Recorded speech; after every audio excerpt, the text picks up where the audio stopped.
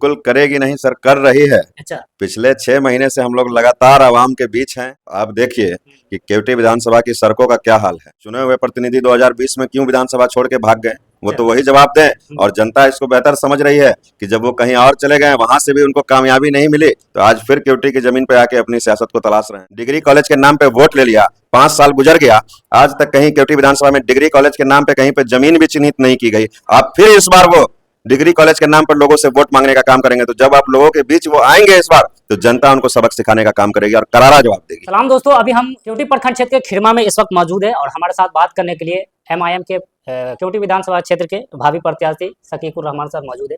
हम इनसे बात करेंगे कि कल जो है एससी साहब जो है मिथिलांचल की धरती पे आ रहे हैं, उसको लेकर के क्या तैयारी है इन लोगों की, MIM लोग के कार्यकर्ता, MIM के जो नेता है उनकी तैयारी क्या है, उनसे बात करें। सबसे पहले स्वागत है सर आपका। बहुत बहुत शुक्रिया, और जितने भी लोग आपके चैनल के माध्यम से देख रहे हैं उन सभी का भी शुक्रिया अदा करते हैं। अच्छा, सदर साहब जो है मिथिलांचल की धरती पे आ रहे हैं, उसको लेकर के क्या तैयारी है आप लोगों की? देखिए, हम लोगों की तैयारी तो ऐसी है, यहाँ लोग बहुत उत्साह में हैं और इंशाअल्लाह ताला पूरी गर्मजोशी से हम लोग उनका स्वागत करेंगे।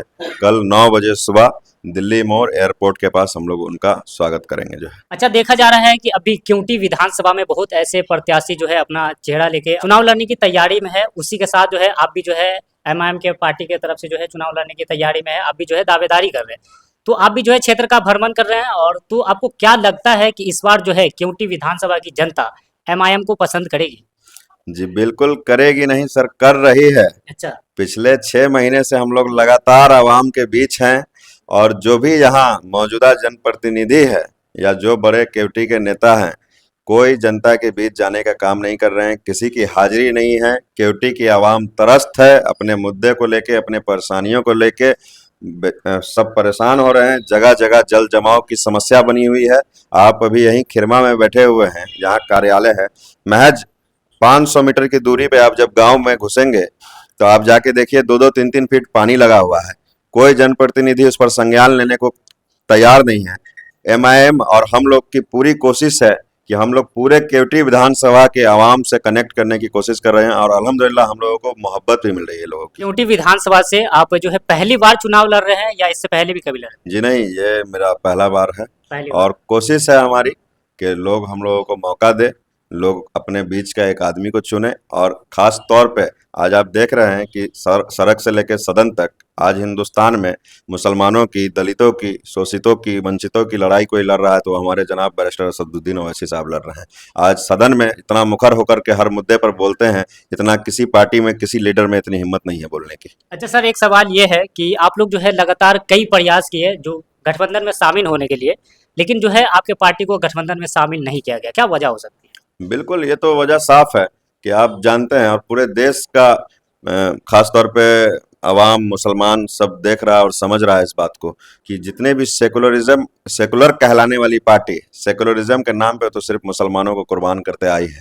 और यही वजह है कि ये लोग मुसलमानों को दोयम दर्जे की राजनीति में रखना चाहते हैं, फ्रंट राजनीति में आने देना नहीं चाहते हैं, मुसलमानों की लीडरशिप नहीं उभर देना चाहते हैं। इसलिए इन लोगों का मंशा तो साफ है, जाहिर है, वो दिख भी रहा है कि ये लोग बस मुसलमानों का सिर्फ वोट लेना चाहते हैं। मुसलमानों के मुद्दे से इनको कोई लेना देना नहीं। अच्छा सर, बात किया जाए केवटी विधानसभा क्षेत्र के विकास की, तो पूर्व में जो है डॉक्टर फराज फातमी साहब भी विधायक रहे और अभी वर्तमान में जो है डॉक्टर मुरारी मोहन झा भी विधायक है, तो इन दोनों का विकास आपको कैसा लग रहा है? विकास तो सर है ही नहीं, कहीं विनाश ही विनाश है केवटी विधानसभा में। अच्छा।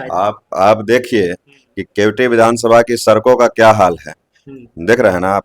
और जिनकी आप बात कर रहे हैं, वो उनको तो 15 में लोगों ने बिल्कुल मौका दिया था, चुना था। चुने हुए प्रतिनिधि 2020 में क्यों विधानसभा छोड़ के भाग गए, वो तो वही जवाब दें। और जनता इसको बेहतर समझ रही है कि जब वो कहीं और चले गए, वहां से भी उनको कामयाबी नहीं मिली, तो आज फिर केवटी की जमीन पे आके अपनी सियासत को तलाश रहे हैं। तो जनता खूब समझ रही है, भागे हुए, छोड़े हुए को जनता माफ नहीं करेगी।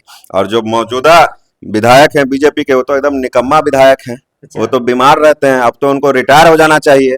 5 सालों में उनका बीच का मैनिफेस्टो उठा के देखिए, उन्होंने क्या क्या वादे किए। डिग्री कॉलेज के नाम पे वोट ले लिया, 5 साल गुजर गया, आज तक कहीं केवटी विधानसभा में डिग्री कॉलेज के नाम पे कहीं पे जमीन भी चिन्हित नहीं की गई। आप फिर इस बार वो डिग्री कॉलेज के नाम पर लोगों से वोट मांगने का काम करेंगे, तो जब आप लोगों के बीच वो आएंगे इस बार, तो जनता उनको सबक सिखाने का काम करेगी और करारा जवाब देगी। केवटी विधानसभा की तमाम जनता से क्या अपील करना चाहते हैं? हम केवटी विधानसभा की तमाम जनता आवाम से ये अपील करना चाहते हैं कि आप अपने हक अधिकार को पहचानिए और यही वक्त है कि आप आराम से अपने घरों में ना बैठे, आप समझें कि आपके बीच का आपका भाई कौन है, आपके परेशानियों में खड़ा कौन है। आप बाहर के लोगों को अपना प्रतिनिधित्व करने के लिए चुन लेते हैं और वो लोग 5 साल नजर नहीं आते हैं आपके बीच।